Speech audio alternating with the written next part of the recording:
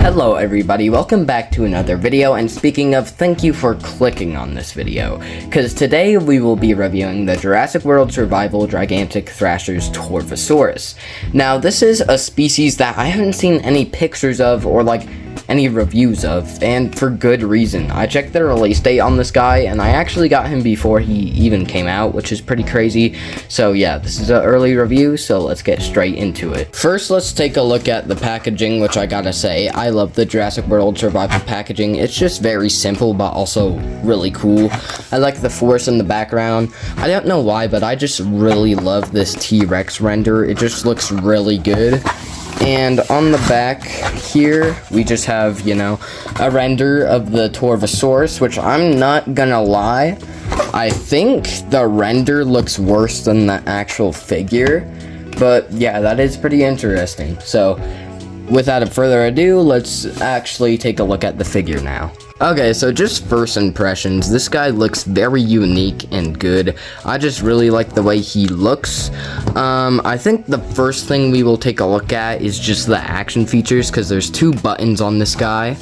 You can click this, which the tail does that, or you could click this button, which makes him twist his head and chomp, which is pretty cool. But with that, let's now take a look at posability. The legs can move just fine. They're on a racket joint, which is cool, I guess.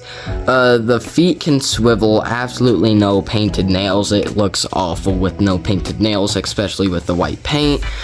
Then the arms are pretty good. Unfortunately, they can't move up. Oh yeah, the legs also can't move out, which is pretty weird. The mouth can open, but you can't make it stay open because, the action feature. The neck can't move because of the action feature, and same with the tail. So posability is pretty limited on this guy, but I think that's fine because I think the action features more than make up for it. Now let's take a look at the elephant in the room, which is this amazing paint job. Starting at the head, you have all sorts of coloration. The top is just a gray, then we have a white bottom jaw, and inside the mouth there's just some dark red paint, and the teeth are weirdly not rubber. They're not like solid plastic, but they're also not rubber like the other figures. But there is this really nice pattern with like white and red splotches. I think it looks really good. The paint on the eye also looks great. All the spikes are painted. I wish I could say the same about the nails.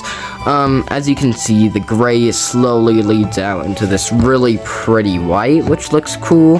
Then the spikes, as you can see, are all painted, except for these when you get in the white part, which is kinda, it doesn't stand out too much, but it would have been good just to have that. The paint here is good. Then there are these red fins, which are kinda rubber, but they're also pretty solid plastic.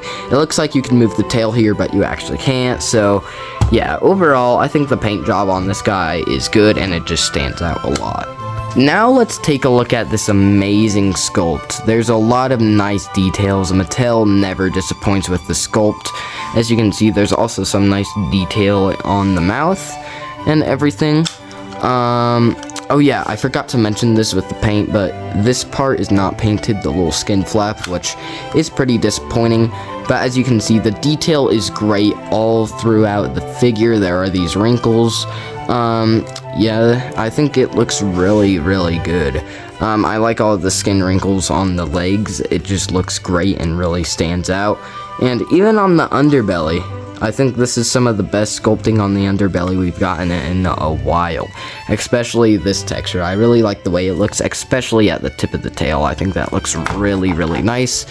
But yeah, overall the sculpt is great and I love it so much. And this is such a cool and interesting design. So yeah, I really like it. Speaking of the design, let's just take a look at it.